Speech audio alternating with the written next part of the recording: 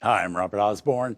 Coming up next in this week's Salute to Important Silent Films of the Past, we have a landmark film in the career of the silent film megastar Roscoe Fatty Arbuckle, often referred to now as the infamous Fatty Arbuckle or the tragic Fatty Arbuckle because of the scandal in 1921 that destroyed his career.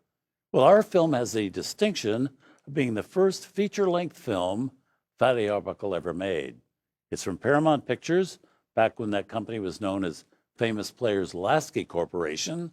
It's from 1920 and titled The Roundup, and not at all the type of movie that fans of Fatty Arbuckle expected to see him in at that point in his career. In 1920, Fatty was wildly popular as one of the great kings of comedy, famous for the many short films he made.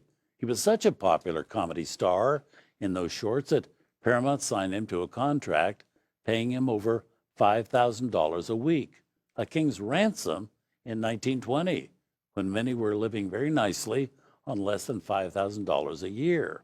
Well, because Paramount was paying him so much money, you'd think the company would want to capitalize on Fatty's great success as a comedian. Curiously, though, with this first feature length film of his, they went in the opposite direction. They cast him in this next movie, which is a Western, and the role he plays is not even the most prominent one in the movie. He gets top billing, but the role is most definitely a supporting part.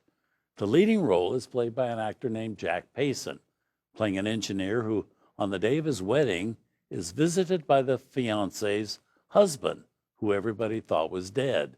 That sets off a whole chain of events that stirs up all kinds of trouble. Fatty Arbuckle is the local sheriff who tries to sort the whole thing out. Well, why he was cast in such a role at that time, nobody knows. He's neither the hero nor the villain, just one of the supporting players.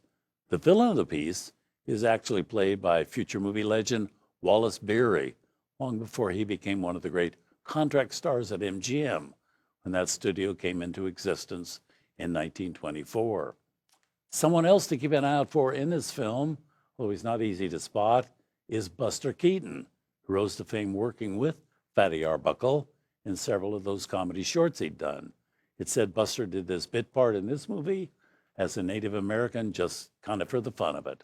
He was paid all of $7.50, which Buster put in a frame and had hanging on the wall of his office for years after.